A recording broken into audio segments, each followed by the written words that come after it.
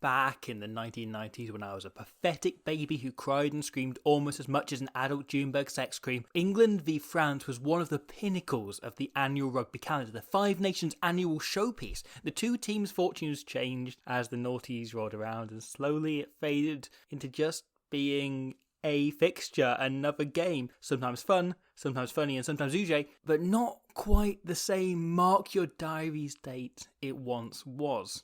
Then 2020 happened, because England have now played France 3 times since the last World Cup, and they have been 3 of the best, certainly 3 of the most memorable tests in that time. As far as fixtures that we always must watch go, well, let's just say that 2021's eventual showdown between the All Blacks and the Springboks suddenly has an awful lot to live up to. Saturday's battle was relentless, frenetic, from the first minute to the very last, as England managed to close out a dramatic win by the third closest of margins. So, how did England pip the French? And just seriously, what the hell was going on for most of that match?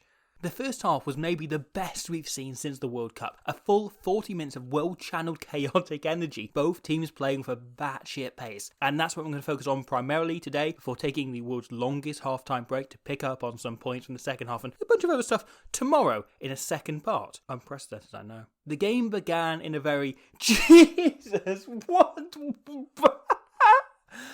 manner as the second coming himself got on the end of yet another score. This clearance off the kickoff is exceptional by Ben Youngs, right on the touchline and in the sweet spot, meaning it's far but also close enough for May to get there whilst it's in the air. However, Dulin pirouettes his way out of the tackle and France can begin. They barrel Monsieur into 3 England forwards before Fickou twists back into the space around the ruck. This kind of thing's happened a few times in the Six Nations this year, and it always creates the kind of scramble you normally only find in broken play. It both targets the weakest seam in the modern defence, the area around the ruck where there's no rush, and plays into the kind of touch rugby tactic of targeting the same defenders over and over again to tire them out. It causes England to bunch a bit around this ruck, so Dupont looks to target them. He picks to draw Vunipola and pops to Bai, who pops back to him just as this guy engages. The contact allows Willemse to be a general nuisance. Itoje is the only forward not to fall for any of it, but it still bought enough time for Olivon to utterly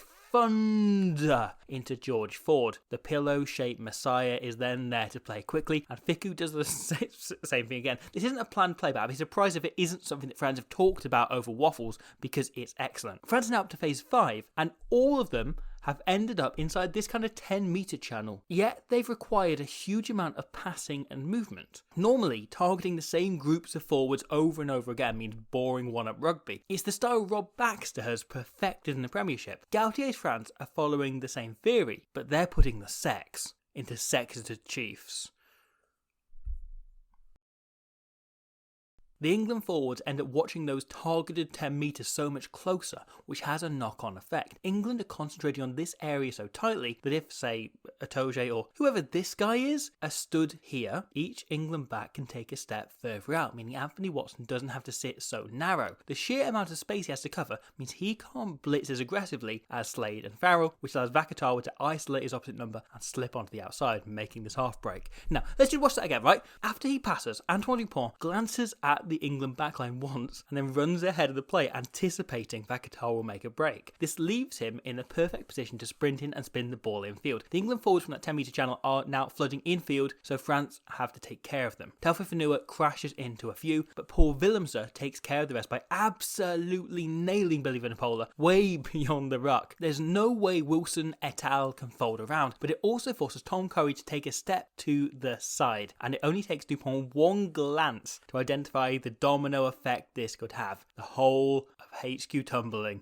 on a single sidestep. He picks up to draw Curry, and this creates an instant disconnect in the England line. Because his inside man has had to target the 9, Farrell can't afford to blitz, having to stay flat in case of an offload or a sidestep, so Slade can't afford to drift as it will open up a hole between him and Farrell. He has to blitz straight. Watson then has to trust Slade's decision, and it leaves them unable to mark this last metre, and great hands can put Teddy Thomas away into it. He chips and bowls over May as he does so. The ball bounces and Dupont does a bit of, being a genius, running the same support line he did earlier. He then bats the ball forward to knock it away from Watson so he can regather and finish for a beautiful opening try. The first half was a bonkers treat of this kind of running rugby, both teams making a frankly insane average of 7 metres per carry, and the frenetic pace continued once England got hold of the ball. England's burst into French territory begins with a beautifully weighted kick by Ford, followed by an incredible chase by May. The timing on his chase is just as impressive as any technical aspect. And England play as they have at their best under Eddie Jones, changing the point of focus with real pace, changing between playing tight and wide so fast that France are just stuck trying to remember how they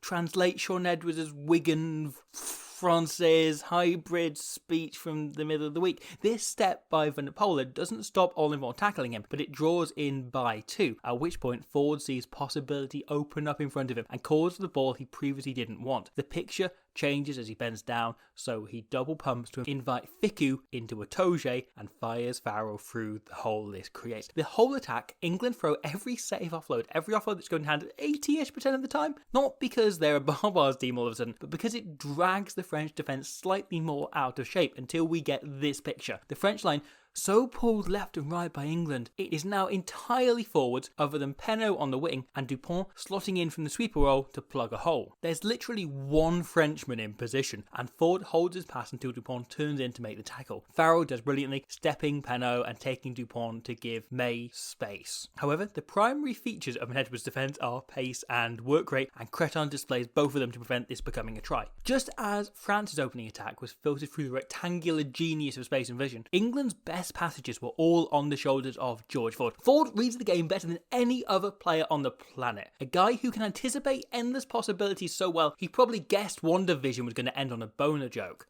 After a few phases watching the forwards, Sinclair picks a great angle targeting the gap between the third and fourth defender. With it being so effective, Ford shouts at Vunipola to run the same line next phase, except the ball isn't going to him, it's just to hold the French forwards in place.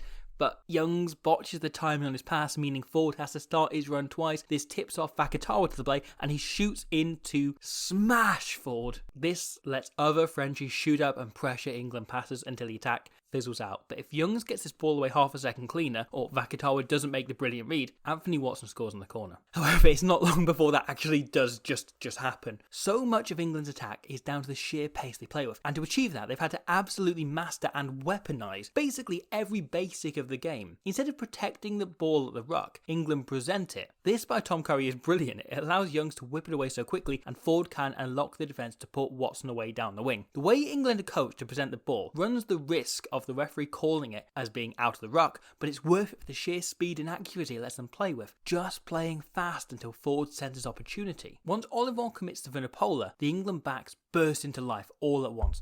Farrell is the obvious receiver, and Aldrit spots this, but Slade hides himself until he actually receives the ball. So many English bodies are in motion that the French can't count everyone. They're still trying to work out what the numbers that Sean was saying. It was strange. And in this confusion, Slade can slide through. His contact on Dulin is dominant, driving him backwards, and the number of England players flooding around him means not only is the clear out quick, but the entire team is set up so quickly they have carrying options, but Ford instead calls it to himself. May has worked around from the far wing, so Ford holds the pass until Dupont bites in and he skips out a perfect ball to Watson, who dots down another beautifully constructed try.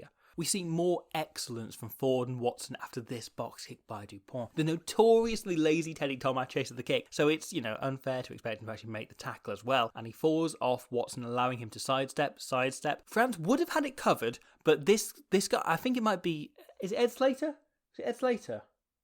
Mark Atkins? No, he plays in the back.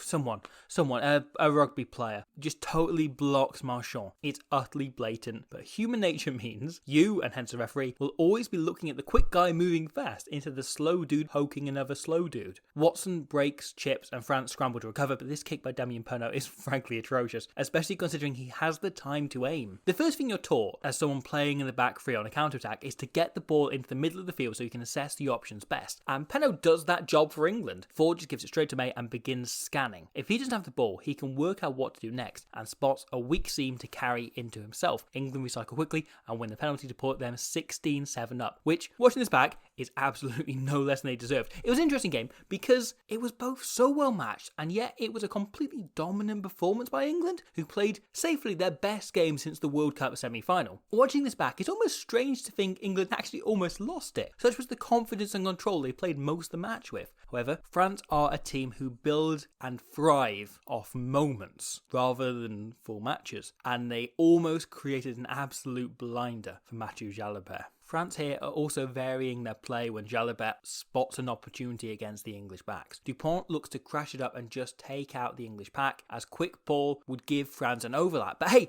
what ball is quicker than one without ruck? 2 offloads get it to Jalibert's hands instantly, and simple rugby gets Fickou across the gain line. Only English backs are about, so Penaud alone clears out, and to keep the pace up, Vakatawa plays scrum off. And this is brilliant by Antoine Dupont, which is maybe my most said sentence ever, or at least second to go on Zamo. Vinopola is drawn no matter what, so he runs at Sinclair instead, whilst only watching Itoje. Dupont has 2 runners with him, and he'll pass to whichever one Itoje doesn't target. Olivon then smashes forward, and France are fully set by the time the ball is out. George Ford is defending outside all the forwards, so Jalibert targets him, both taking out the pack and running at England's weakest tackler. Bai then flicks it back to Doulon. Now, if Ford braced himself for contact, as France would have hoped and maybe expected he'd do, they just created a try. But Ford is wise to these tricks and battles past to just put some pressure on. This allows Anthony Watson to manipulate the extra space and really smartly create a hole for the slowest of the 4 French players out here. Player England are most likely going to be able to stop easily. But this still gives France great go forward and a scrambling defence to play against. Dupont lines up Watson and puts Audrey one-on-one with Ford.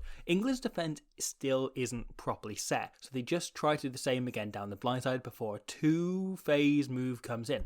The first phase is a distraction, so France can do this. Marchand is the normal carrier who Curry watches, and the enormous Vakatawa is running a great decoy line. This forces Farrell and Itoje to bite in and cover him, which creates a gap here for Penaud, who's hidden himself behind the other 2 to hit the ball late. Except, look, I recognise what I'm about to say is probably blasphemy, and I don't take any pleasure in saying it, but this should be a try. But Dupont gets it wrong. I know, I said it. I make no apologies.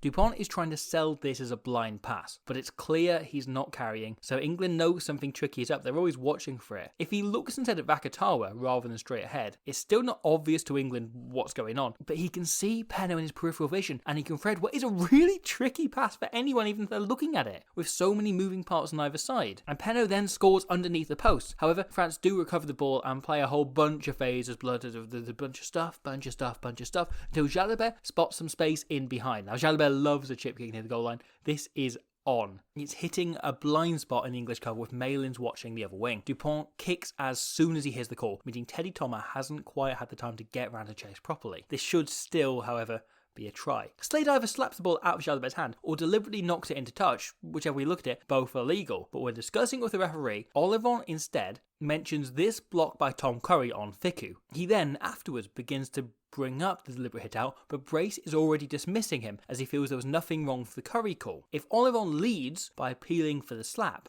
maybe Henry Slade spends 10 minutes in the bin. And it's on such margins that test matches swing. It's more of these tight calls I'll be coming back to tomorrow as I delve into the other try, the try that France did finish, and a bunch of other antics across the second half.